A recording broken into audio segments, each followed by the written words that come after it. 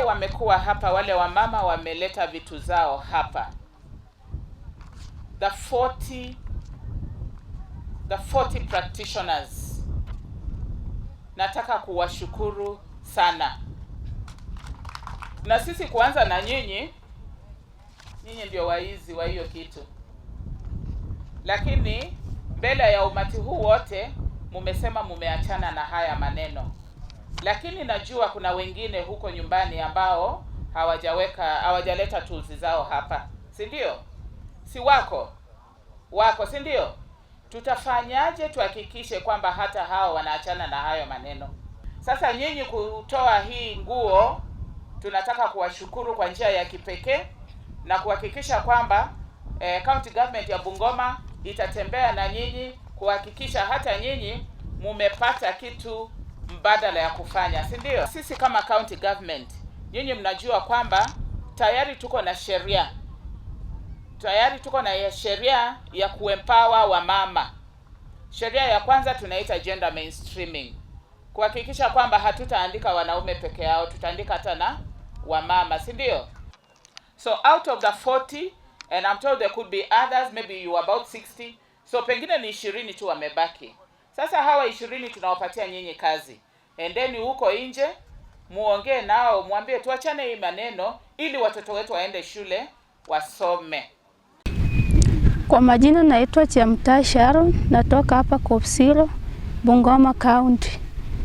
Sasa hao mama wameleta visu, wameleta mmera, wameleta vitu vyote ni kwa sababu ya kuachana na mambo ya kutairisha wasichana.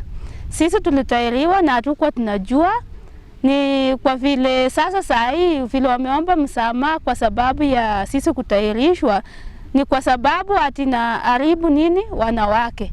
Kwa sababu sisi tulikuwa tunaolewa wako wa pili kwa sababu tulikuwa tumetairishwa. Na vile wameomba msamaha sasa tumekubali kuwasamehe kwa sababu tunataka sasa tuendelee tuna elimu. Mambo ya kutairishwa tumekataa sasa. Bado nakubali maybe watairishwe na waambia kwamba saa hii ni digital. Yaani mamlaka za kutairishwa imepita. Saa hizi tuko mambo ya elimu kufundisha watoto wetu. Naomba tu hao nao penye wako wasikilize na wajiunge na hii kaunti yenye imeleta hii maneno ya kukataa kutairishwa wasichana ili tusonge mbele kimaisha. Dr. Josephine Obonyo, mimi ni Secretary Gender at the State Department for Gender and Affirmative Action. Nimesimama hapa kwa niaba ya Permanent Secretary wa State Department for Gender and Affirmative Action, na kama mnavyojua CS wetu ni Honorable Aisha Juma.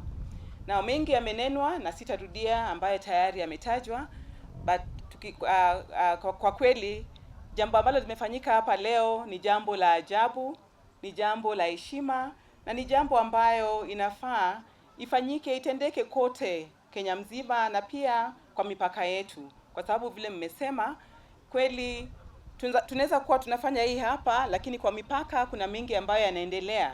So itakuwa tumefanya kazi bure kama tunatenda haya hapa na mipaka yetu ambayo tuko na majirani na pia tuko na relatives wetu wanaendelea kutenda jambo hiyo.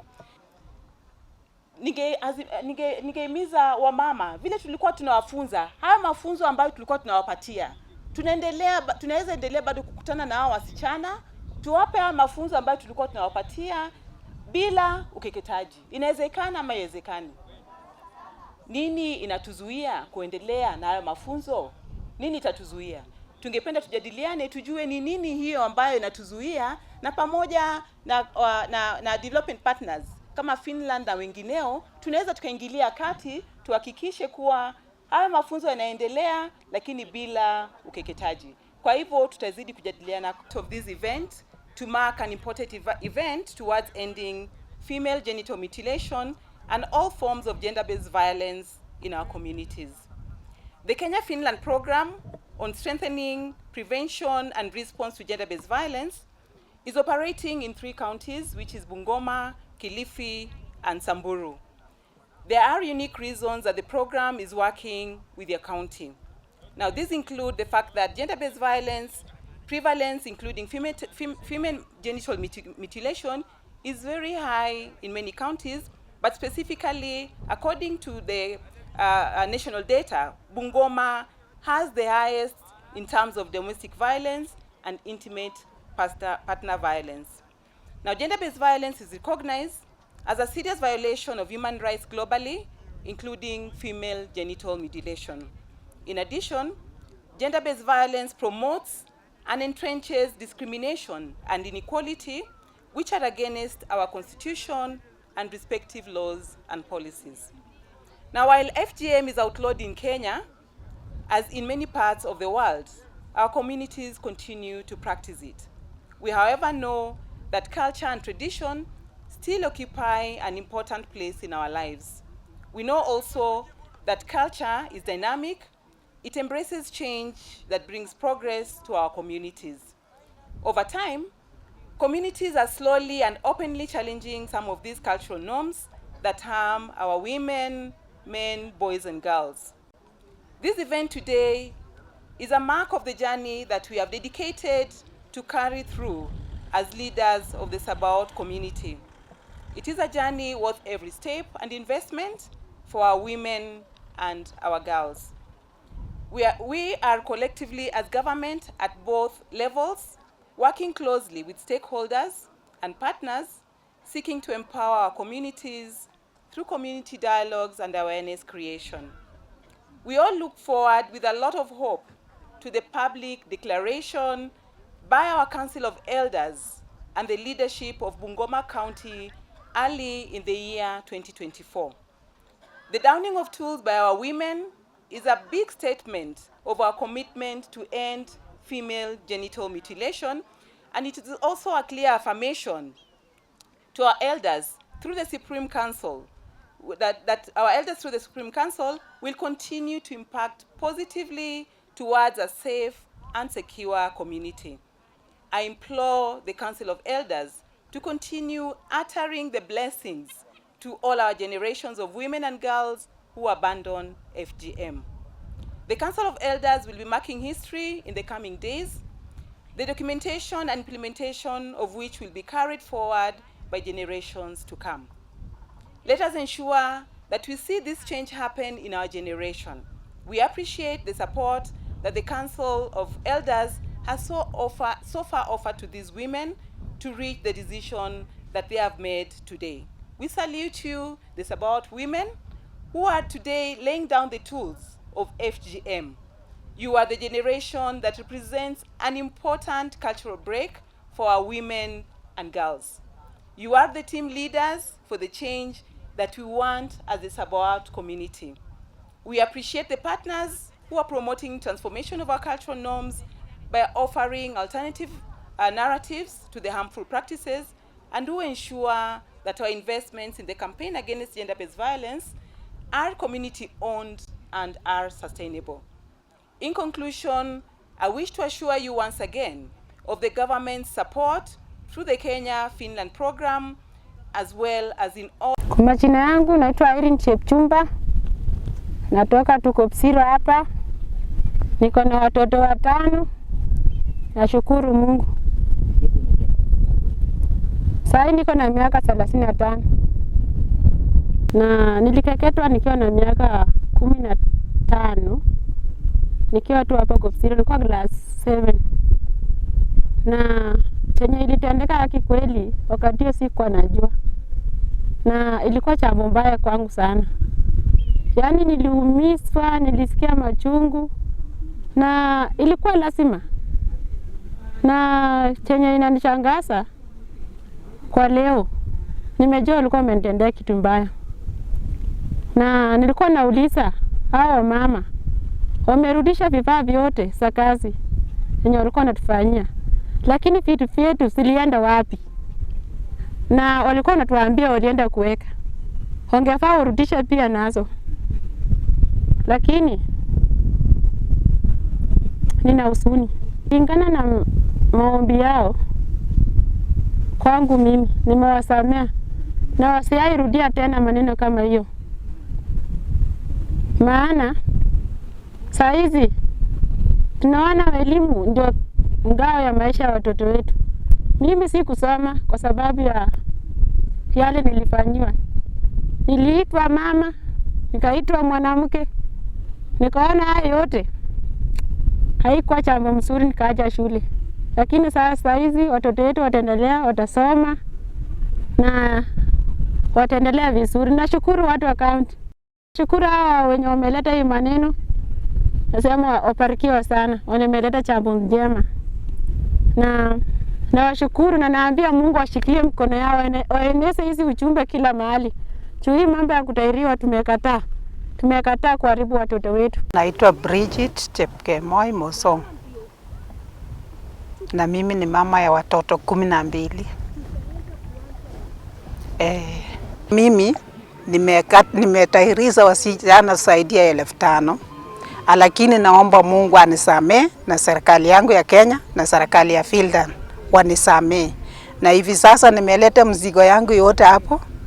Niwaonyeshe mimi nimeachana na ukeketaji. Na wanisamee na niwe uhuru hata mpaka mbinguni. Nimeachana naye. Mimi nilipoanza kukeketa nilikuwa na mtoto wa 12.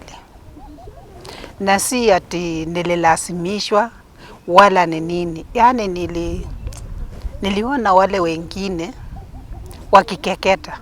Nikaona hata mimi pia niko na hiyo roho. Yaani roho mzito wa kuweza kufanya hiyo kazi.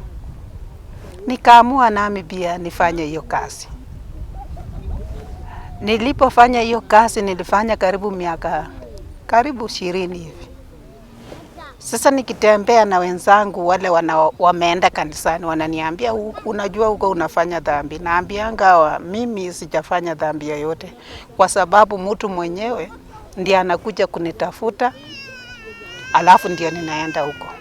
Mama ya mtoto, baba ya mtoto na mtoto mwenyewe. Nilipoanza hiyo kazi wakaniambia umefaa sasa urithi ile ilikuwa ya kina nyanya wa kitambo. Mimi nikajisikia kumbe mimi niko na kazi nzuri sana. Nikaendelea kufanya hiyo shughuli. Lakini vile nilikuja kusikia huyu msichana Rose akakuja akaniambia mama, unajua hii mambo si mzuri. Na ni rahisi watakushika wakufunge. Na mimi sina namna ya kukufungua. Kwa hivyo mamangu, kama unanisikia, waachana na hii maneno. Hebu kuja mamangu nikupeleke kwa mkutano fulani. Ilikuwa Kapsakwony. Nikaenda nikasikiliza kidogo. Nikakuja tena akanipeleka Bungoma. Tukaenda kukutana na huyu Michelle. Michelle akatufunza. Tukarudi tena Bungoma. Wakatufunza na huyu Chebonya. Vile walitufunza mimi nikajisikia vizuri. Mpaka nikasema hii kitu nitawacha. Lakini hakuna vile ningewacha. Na siku ya leo sasa ninaambia Mungu unisaidie. Kwa sababu nimebeba hiyo bidhaa yangu kuleta hapo ili nitoe kila mtu aone nimeachana na hiyo maneno. Kwa hivyo nasema yani nilikosea lakini Mungu anisamee. Na hata serikali ya Kenya wote wanisamee kwa sababu nilifanya bila kujua. Wenye ninawajua mimi kabisa sijui wale wengine. Lakini mimi najua wamama 10 kwa saa hii. Lakini hiyo 10 kila mtu ako na mtu yake. Kumaanisha sasa sisi tumekataa hiyo maneno, tumetoka kwa mila, tumerudi kwa yani tuko kama tumeokoka sasa. Yani tumetoa, tumekuwa kama wakofu. Na tunaambia serikali wote tumetoa na tutataka tena mara nyingine. Wasee wenye wako mbele yetu, wenye wako tu hapa, walituambia wamama hii kitu imekuwa kibaya. Sasa tuachane na tufate vile serikali inaenda. Nasi tumesema kama serikali yetu ndio inasema na mpaka wametoka ng'ambo kuja kutueleza hii kitu ni mbaya, tuachane.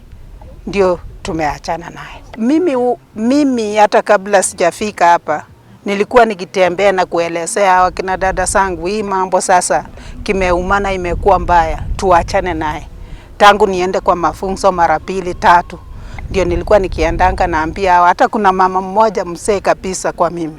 Nilikuwa nikieleza yeye ndiye amekuja leo. Kwa majina naitwa Genital. Nilianza ukeketaji mwaka ya 2010. Kufika 2027 wakasema hawezi kukataji tena, nikawacha.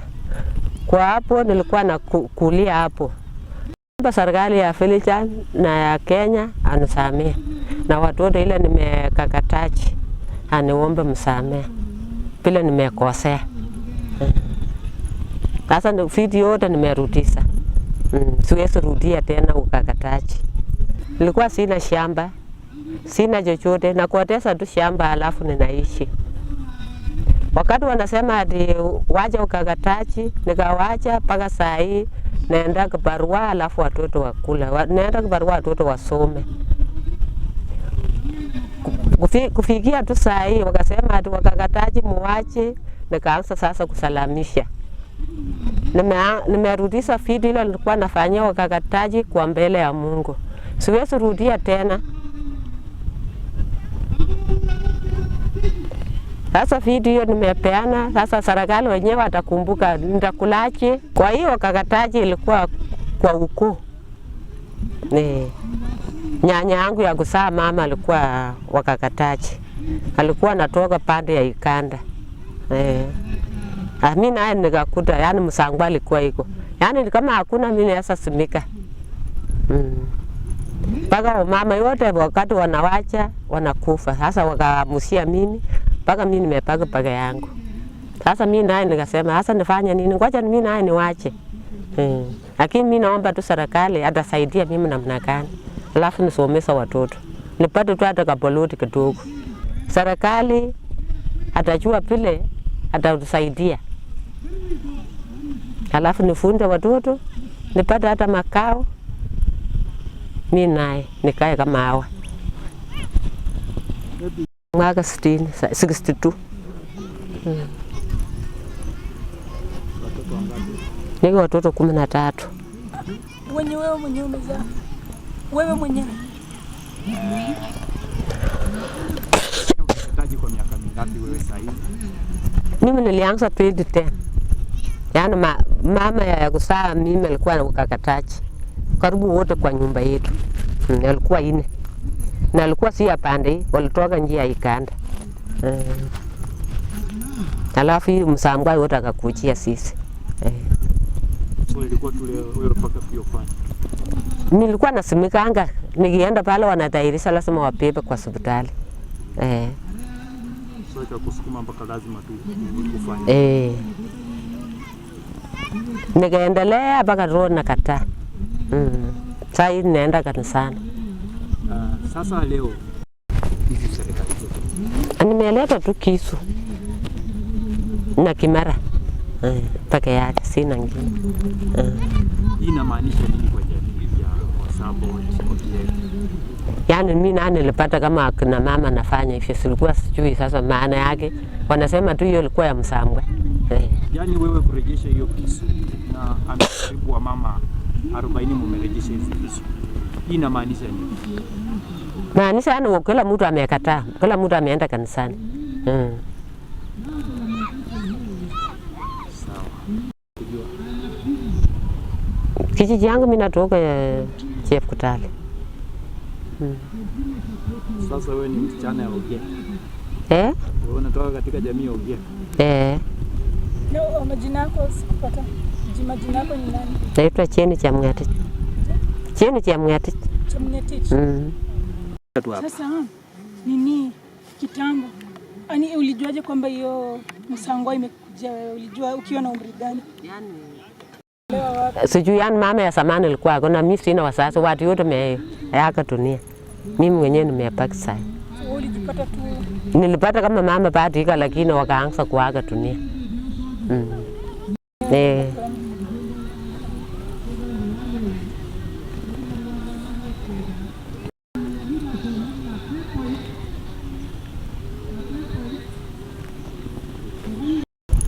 Pengine unaweza tuelezea tangu uanze kutahiri wasichana, pengine imekuwaje tangu ukianza vile uliendelea hadi ukafika mahali ukasema sitaki tena imani, acha niende kanisani?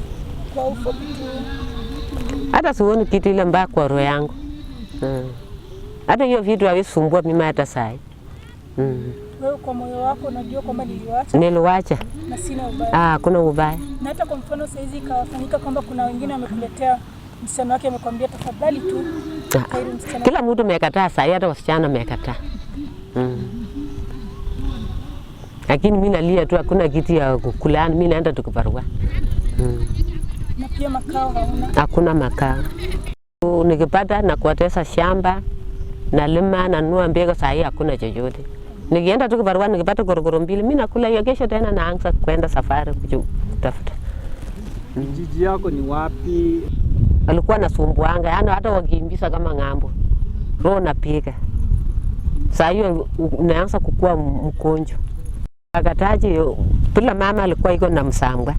Mimi naye kakaa mpaka hiyo vitu akakujia mimi. Badala hiyo vitu hasa akakujia mimi naye naanza kukakataji. Kufikia mahali napata sasa hatuwataki wakakataji. Nikaanza kukataa na mimi nachikalia. Wakati nilikuwa na kakataji, unaweza ita mimi hata kama chwele. Ninaweza pata hata wasichana 10 kwa siku. Mtoto mmoja naweza pata 3,000. Wakipatia mimi karibu 10,000 au 15, mimi nakuja nunulia watoto chakula, ngine kwa shule. Nikaendelea hivyo mpaka hii maneno akakuta mimi sasa. Wakasema ukikataji watashika wewe. Nikaanza kuacha. Hata wakati hiyo ningejua watanyemaa wakakataji, ningenunua hata point moja. Sasa alikuta mimi hakuna chochote. Nilikuwa tu nanunua korokoro, mimi nakula. Bora tu aruke na ukata. Mimi naitwa Juliana Chebor Ngurtu Taboy. Nimefanya hii mambo ya ukakataji mwaka 17. Lakini mimi saa hii ninaomba serikali msamehe sana. Vinyila. Ninaomba hiyo maneno yote leo hakuna. Tumewacha leo hiyo maneno kabisa. Na tumekuja na mama wengi. Tunasema tutaki hiyo maneno. Na tumeonywa tangu mwaka jana mpaka saa hii. Kama nyinyi wote mliita sisi Bungoma, Aranga katuita, hii nani Misiala katuita, leo ndio hii msungu mwenyewe Misiala amekuja. Sinataka tupea kisu, sijui ndio utashika, sijui nani atabeba, tumeleta hiyo kitu. Tunaomba msamehe, hata hiyo wasichana wenye tumekakata hawa yote. Tunaambia Mungu utusamehe. Hakika leo tumeshika makisu tunaleta Kipsiro. Mambo ya ukakataji tuliwacha, tunawacha leo. Hata ile wasichana ile wenye tulikuwa tumekata hawa yote tunaomba msamehe. Tuko na tuba hiyo makisu na naomba serikali yote mtuangalie. Kwa sababu sisi tumetitokeza kutoka Masop ya Kutal. Tunatoka tena njia Kaptama. Wamama Kaptama yote wameinua mkono. Mimi ndio kiongozi yao. Nimemwambia hawa, hakika hiyo mambo sitaki. Tulifanya kinyume kukatakata wasichana. Hata wenye alitairi, wakati unaenda kuzaa ni ngumu sana. Mimi nasema tu leo, mimi ni Juliana, nimewacha hiyo maneno. Nimefanya mwaka karibu 17. Hata wakati walikuwa na wote mimi, nasema ati wacha hii kitu. Sinaenda Nairobi, tunaenda Bungoma, tukirudi huko tunakuja kukata tena. Najua watu ya World Division, hakuambia silete makisu. Kama leo, wewe leo mnasema lete kisu. Hasa tumeleta kisu. Utaangalia leo na macho yako. Tunashika Biblia, tunaambia tu watu yote tumewacha leo hii maneno. Tutaki kweli. Kitu ya kutokea. Hii ilikuwa ukoo yetu. Sangasi yangu alikuwa na tairi sanga. Na mimi sasa nilikuwa nasikia kimara nikiona akikata. Akika. Sasa sangasi nakufa hivi. Akaniambia sasa mimi nakupa wewe ndio utashika kisu yangu na utafanya hii kazi. Hakika nikafanya kabisa. Hiyo kitu bana kitu ya kwanza kama biashara. Natokea huko. Hata wakati mimi nilianza kufanya ukakataji, baada nilifanya ukakataji, hakika watu walikuja kwangu na chana sema kweli, kumbe anakata watu. Na kama kwa siku hiyo wakati ulikuwa unaweza kukata kama wasichana ngapi hivi, ungepata pesa kama pesa kama ni baada ni pesa, sijui nitafanya namna gani. Wana mtoto mmoja ilikuwa shilingi 1,500. Sasa kama unakata wasichana tangu mwezi wa wasichana kabisa, wasichana ile Desemba hii sasa 1,000 na kitu, na kwa mwaka unakata mara 3, mwezi wa 4, mwezi wa 8, mwezi wa 12. Sili kubana kosanga pesa. Sisi ilikuwa nashika pesa, msichana nimetairi nini imewaleka, analeta kuondo na shilingi 3,000. baada sana ameteuliwa ameenda sasa kuolewa. Alienda kwake kabla hajatairi. Bwana yake analeta kuondo na shilingi 3,000 na kuku na sigara na pombe. Sigara unamaanisha tumbaku, sio? Tumbaku. Sigara. Naleta mimi naye napea wenye nafuta. Mimi nabaki na pesa yangu. 3,000 kondo na kuku na chang'aa na sigara na nyama. Nyama mimi nilikuwa nachukuanga hii yote hii kuku ya ng'ombe kubwa. Ndio mimi naambia nyinyi sasa, kama vile tumepewa nyinyi kisu, mtupie pesa, mtuje. Mimi tulienda Kabanguria huko poste Pugut, ametengea mama manyumba, napewa ng'ombe, napeanga mshahara. Ndio sina sema muanze mtusika kabisa, tutasahau. Leo tumeleta makisu karibu 800, na hiyo makisu mtaona tu wenyewe kwa kiwanja, kwa sababu kila mtu ameshika age 4, 5 ngapi. Makisu kali kabisa ile ya kuchinja watu. Hakika. Sababu serikali amesema wakikukuta wewe tu kama unakata wasichana, ni siku hizi iko masimu. Mimi kienda tunaenda ficha wasichana huko, tayari masimu yenye mekamata mimi, na utaenda miaka mingi. Kimera iko wembe iko makisu, ndio hii. Sisi tulikuwa tunafufuria zamani, World Vision alituita tuko baraka kama hii, tulikuwa tunaenda kuitikia na sisi narudi tunafanya kazi yetu. Na leo wewe Brenda na mzee huyu umefanya mzuri, anaitwa Michelle. Hakika tumelete, tutarudi nyuma tena. Najua hii ni laana, kama tumeleta wazee yote ameona hii kitu, hakuna tena turudi nyuma. Hii ni laana kabisa. Na sisi tapigana pita wenye bado nafanya hiyo kazi, sisi tashika na wewe. Tunashikia. So unajua hiyo kitu ni teresi.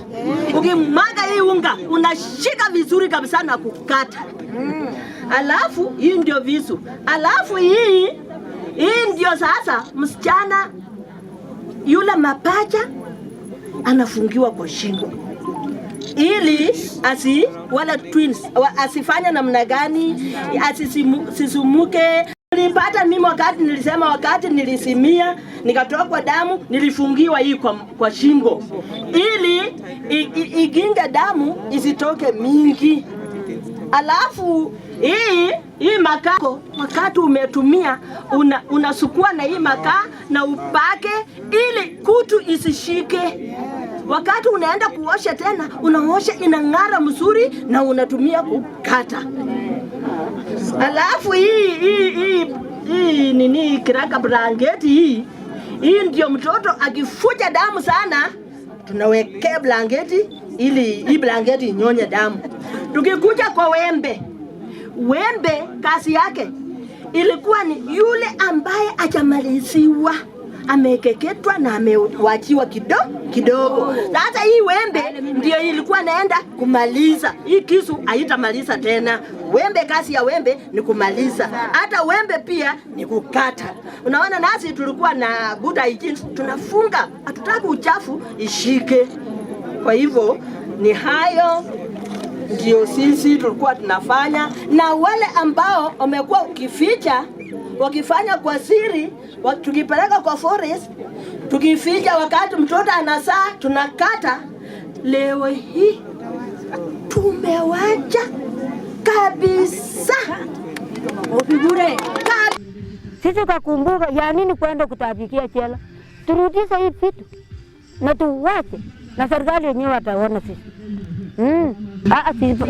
Tutakuwa champion kwa kila, tukisikia tu mali hata Samburu tutafika.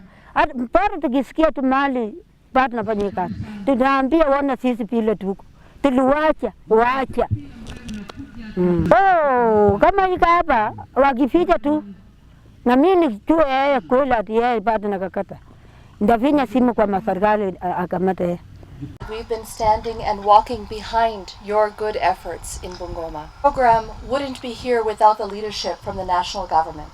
We've only been implementing this program for 1 year, but we've said that everything we should do should be meaningful. And we heard from the team that the way to start is to meet with and engage the custodians of culture, the elders. And I have learned so much walking behind them, and I'm so proud to be supporting their leadership and efforts. And now today I'm also so proud of the reformed surgeons that are laying down their tools. That my job in the Kenya-Finland bilateral program is to help both governments shine. But as the program was taking off in Bungoma County, I learned that our job is also to help the elders, the Sabaot Supreme Council of Elders, to also shine. We started this program, we asked what have others been doing that we can build upon, and what are the things that we need to start afresh. Recognize and thank how open and candid the members of the county leadership were with us, and the national government and partners were with us. FGM is typically being practiced, and sadly is still being practiced. Each and every one of you are heroes for making the courageous decision you have. And there's still a lot of work to do. We, as the Kenya-Finland bilateral program, we will continue to stand behind your efforts with the national and the county government. So in addition to the event happening today, I can please assure the women that are here today, we still are planning for that exchange visit with the Samburu women. And we're also really looking forward to working with the Anti-FGM board to see the day that the declaration is signed here in Mount Elgon. And as the program moves forward, please know that you're not alone. Hard to strengthen more systems to prevent and respond to even other forms of gender-based violence. Ready, because we're working with the Sabaot community, please know we're also working with the Bukusus, the Tachoni and the Bachura as well. And there we're working with men primarily to look at how they are managing their families and how they could take different paths, just like you are taking the courage to walk a new path. There's an incredible partner that we're working with right here in Bungoma called Principle-Based Leadership. They